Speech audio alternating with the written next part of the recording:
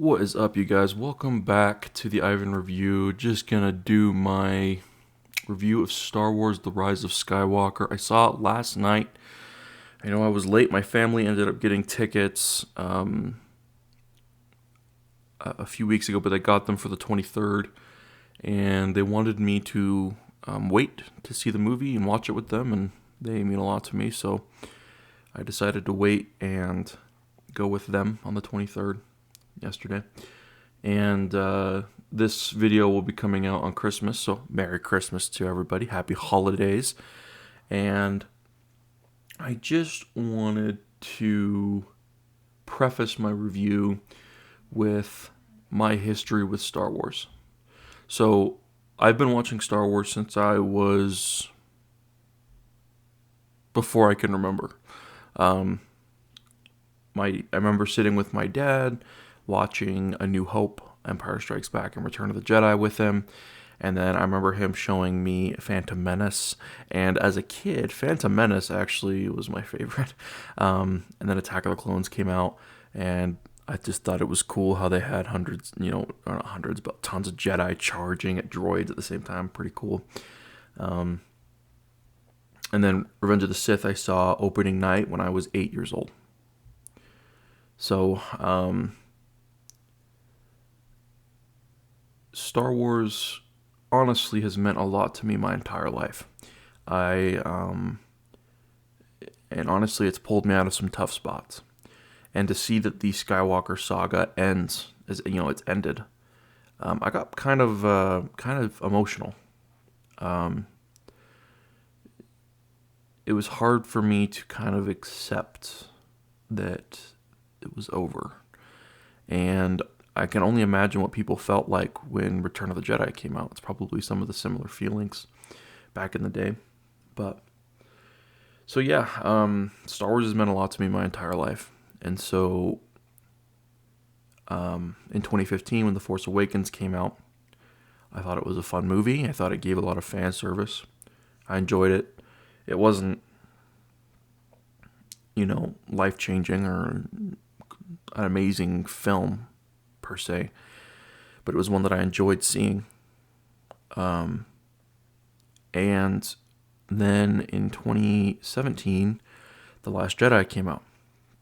Now, I have a lot of opinions on The Last Jedi. I actually posted my thoughts on The Last Jedi because, I ended up watching it again before I went and saw Rise of Skywalker last night.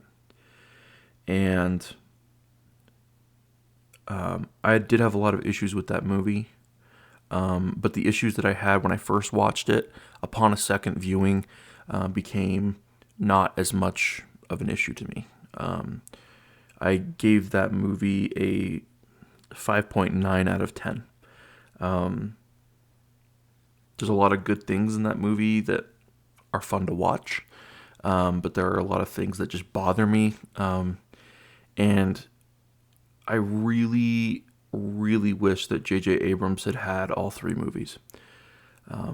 Moving on to The Rise of Skywalker, you can definitely tell that there are two movies stuffed into one with this film.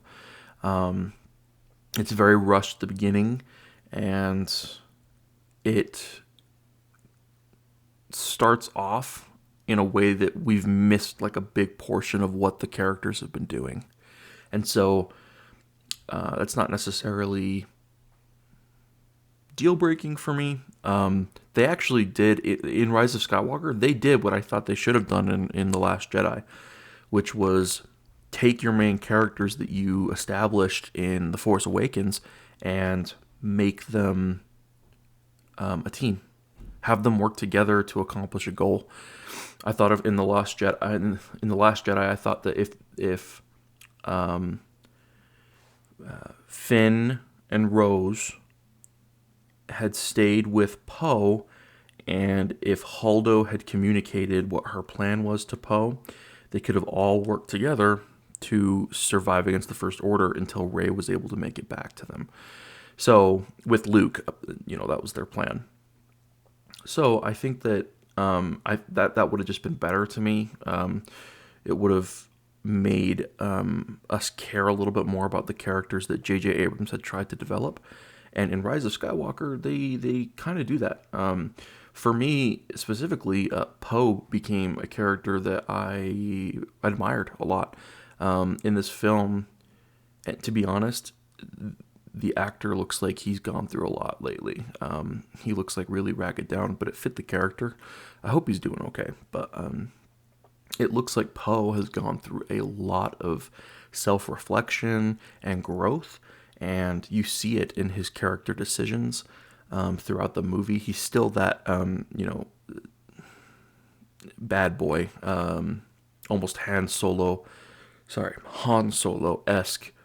character, but there's growth there for sure, especially since The Force Awakens. Another character that I have come to really like in the sequel trilogy is Kylo Ren. Apologies, I just finished an installation on my Xbox. Just mute that. Is Kylo Ren? Kylo Ren in this movie really goes through. I mean, well, we've seen it since The Force Awakens. His trials, the things that he's been going through. He's so desperate to almost not identify with who his family is that he, in The Force Awakens, spoiler alert, he kills Han, right? And then even in The Last Jedi, he almost kills Leia. So you get to see his character progression a lot in this film, and I really enjoyed that. I don't want to go over spoilers or anything quite yet, but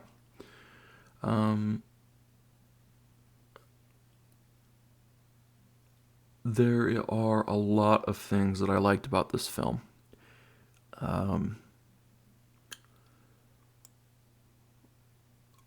It explains how Rey is so powerful, which was one of the biggest complaints from the Star Wars community, was that she was able to do all this stuff without really being trained how to do it.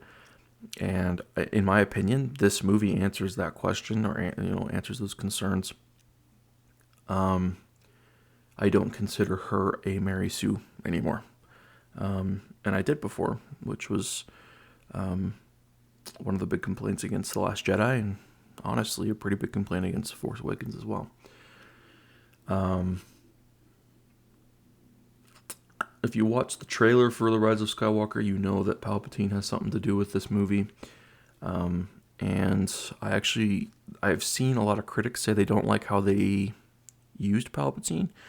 I loved it. I thought it was really cool how they implemented his character into the storyline, back into the storyline.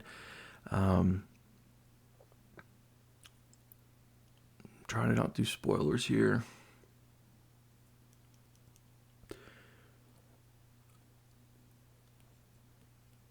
I think this was the best ending that we could have gotten, given the circumstances. Rian Johnson is a great director. I really liked Knives Out. I think with The Last Jedi, he was given a story that he didn't start. And so he tried to implement his own thoughts and vision, as any director should with a movie that they get. But if you're going to give one director a movie series, you should not be giving him just two of the three, and you shouldn't just give Rian Johnson one. I actually would really be, I didn't like The Last Jedi, but I'd still be interested to see what Rian Johnson can do with his own story, a Star Wars story. I think he could make it really cool. I saw a lot of things in The Last Jedi that he was trying to put forward, like with the ending scene where he's panning out from a youngling, or a young Force user. It didn't apply to the Skywalker Saga at all, but I think it could be really cool if he got his own set of movies. So Rian Johnson, you're awesome. J.J. Abrams, you're awesome.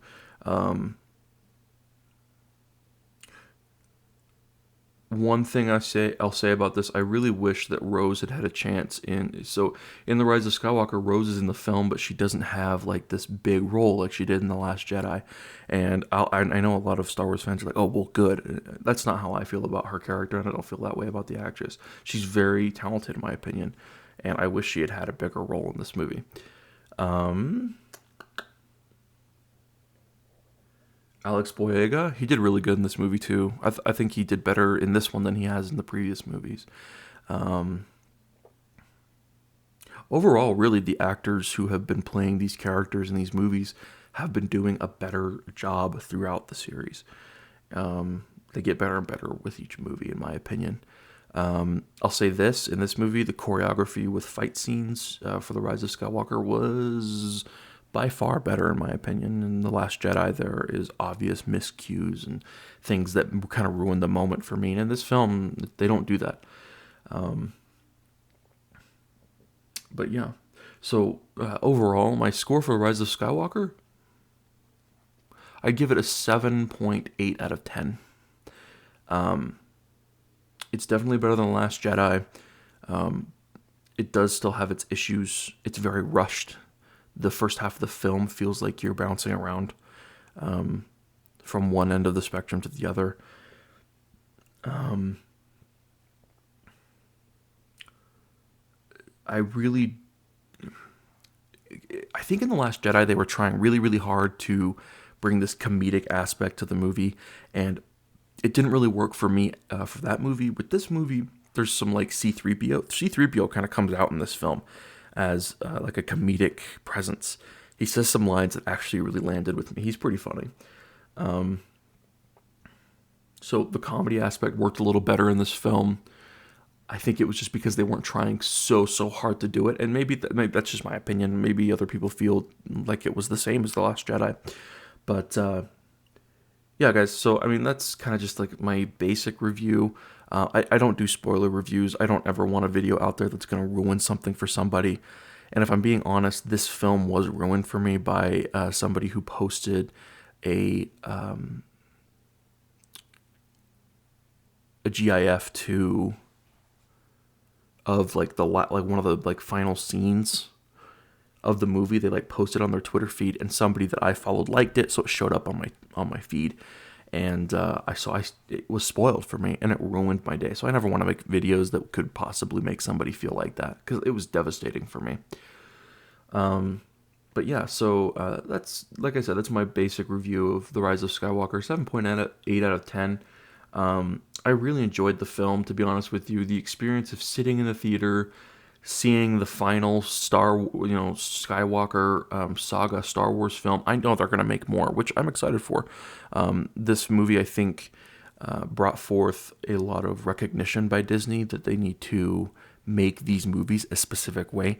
And that doesn't mean that you can't be bold in your storytelling. It just means that you can't like just make sudden 180-degree changes to what has been traditionally the same. You know, George Lucas says that they rhyme. And honestly, I think you'd be doing yourself a favor by bringing George Lucas in for some story revision on some of these movies. I think he'd be able to say, okay, well, that's not continuous.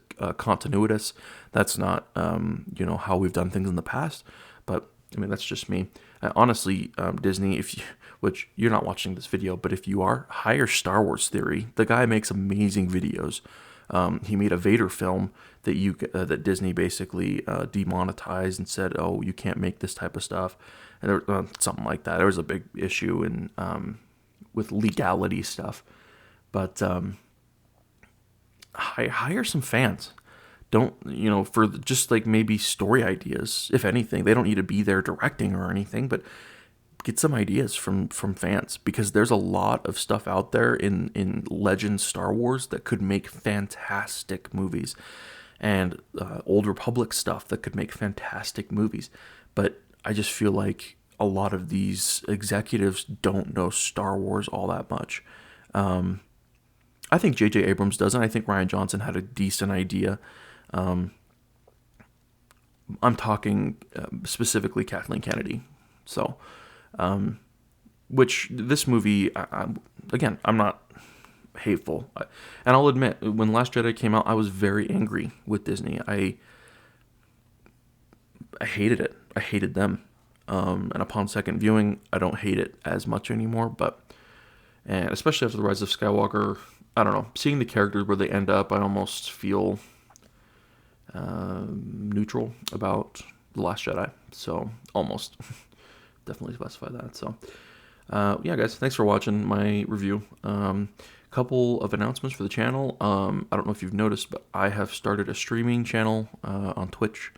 I'm just streaming Need for Speed Heat right now, just because I really like car games and cars, and so I figured I would just stream that while I play it. And yeah, I'm talking back to fans. If you want to comment or anything like that, feel free. And yeah, social media links are in the description below. If you have any recommendations for me, let me know in the comments of things that you might want to hear my opinion on, things that you might want to see me react to. Yeah, but again, thanks guys for watching. I hope you have a good rest of your day. Remember, you're awesome. Don't forget it. And may the force be with you.